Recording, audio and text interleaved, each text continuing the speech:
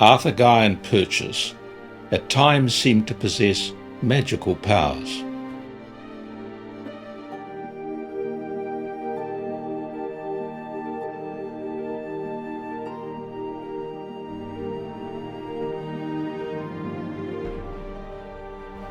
"200 years after his birth, his wide range of abilities and the energy he summoned to perfect them remain astonishing. And he did it all in the service of others."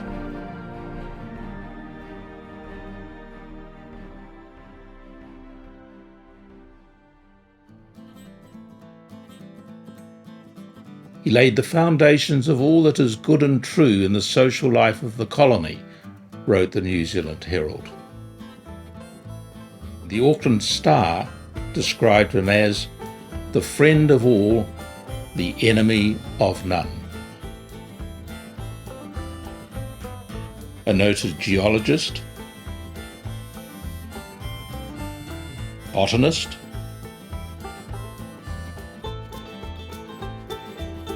ordained Anglican priest,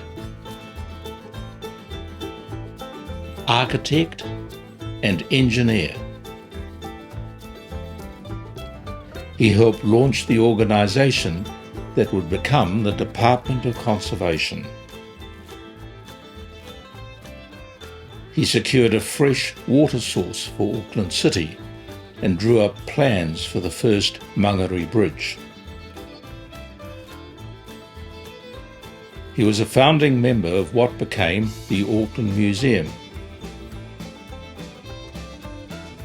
As a music teacher to the blind, Arthur invented a Braille music typewriter.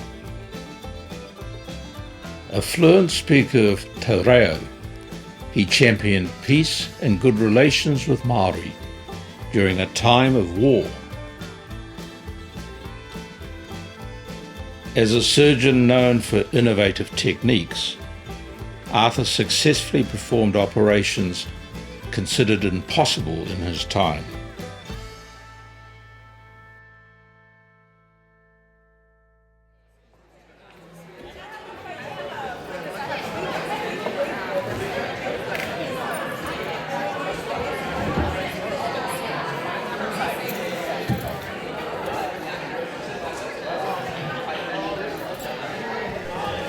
Whare atu nei tēnā koe. Te marae kai waho rā, takoto mai rā, takoto, takoto, takoto.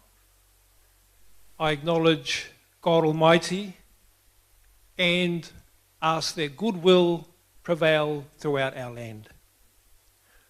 It's a great honour and privilege to be asked to give the opening karakia of a man who has quite an impressive life. He casts a wide shadow. And it is very humbling to be amongst you as his descendants.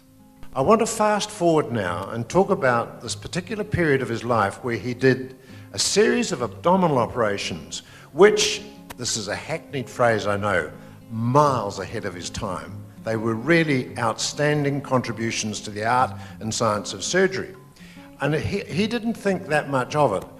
I've spent a lot of my life educating surgeons. I teach a lot of surgery now. I'm still teaching anatomy, in fact, around Australia and New Zealand.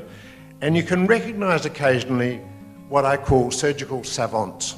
They are savant in the way they do surgery. And I think AGP was one of those. He always used a midline incision down here. The good thing about that is it doesn't bleed. The bad thing about it is because there's no blood supply, it doesn't heal very well. So Purchas put a lot of time, effort and strategy into closing the abdominal wound, and he used stainless steel, way ahead of his time. It didn't become common practice in general surgery until the 1930s, 100 years later nearly, before it really got into the minds of surgeons. So they were remarkable things that he did. I would rate him actually as probably the leading surgeon of the time and possibly of all time. As has been often said, he has had an interest and an involvement and a contribution to so many disparate areas that he's kind of fallen between all the stools. If he were like Logan Campbell and had given money and had Logan Campbell reserve, that no, and gifts like that, but he gave the gift of his time and his love of people and his humanity, and that's not easily recorded, is it?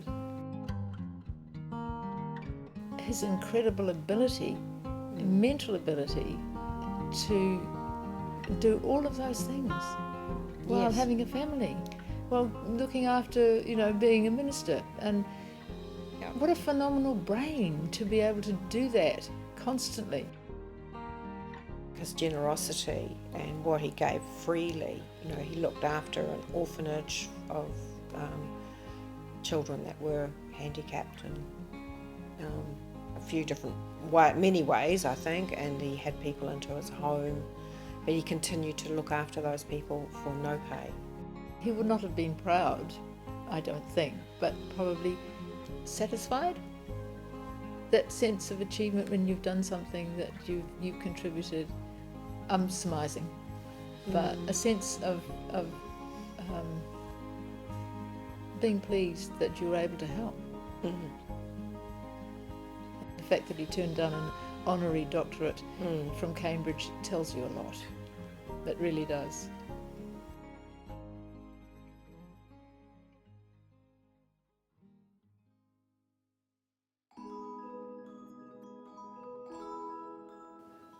In the end, the marvellous Arthur Guyon Purchas possessed no magic.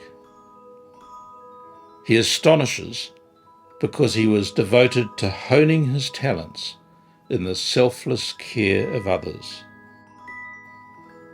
He saw his talents as a sacred trust, and he lived as a servant for humanity as well as anyone in history. Not because of an abstract ideal or political philosophy, but because he believed that all are brothers and sisters created in the image of God.